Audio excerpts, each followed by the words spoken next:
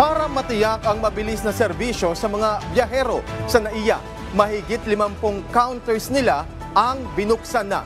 May balitang pambansa si Bernard Ferrer ng PTV. Maagang nagsagawa ng inspeksyon sa Department of Transportation Secretary Vince Dizon sa Ninoy Aquino International Airport Terminal 3 bilang bahagi ng paghahanda sa inaasang dagsa ng mga biyahero ngayong Semana Santa. Kabilang sa binisita ng Secretary Dizon ng immigration counters, nakapansin-pansin ang kawalan ng mahabang pila sa kabila ng peak hours. Malayo ito sa sitwasyon noong April 10 kung saan makikita sa isang video ang mahabang pila ng mga pasahero palabas ng bansa. Sa kasalukuyan, bukas ang 44 na immigration counters at 11 karagdagang counters para sa overseas Filipino workers.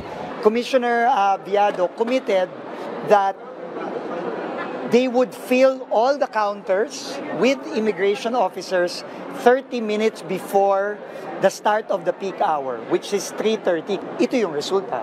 Makikita nyo, halos walang pila.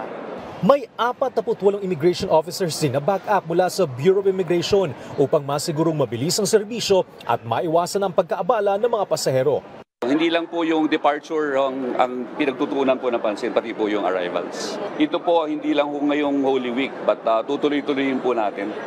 Pinasalamatan ni Secretary Dizon ang maayos sa koordinasyon ng Manila International Airport Authority, New NAIA Infra Corporation at Bureau of Immigration. Inaasang aabot sa may 1 milyong pasahero ang dadagsa ngayon sa NAIA.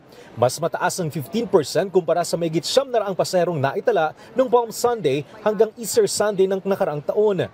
May pila na rin sa airline counters pero nakaalalay naman ang mga tauhan ng paliparan upang magabayan ang mga biyahero. Hinikayat ang publiko na dumating sa paliparan 2 oras bagong domestic flight at 3 oras bago ang international departure. Mula sa People's Television Network, Bernard Ferrer para sa Balitang Pambansa.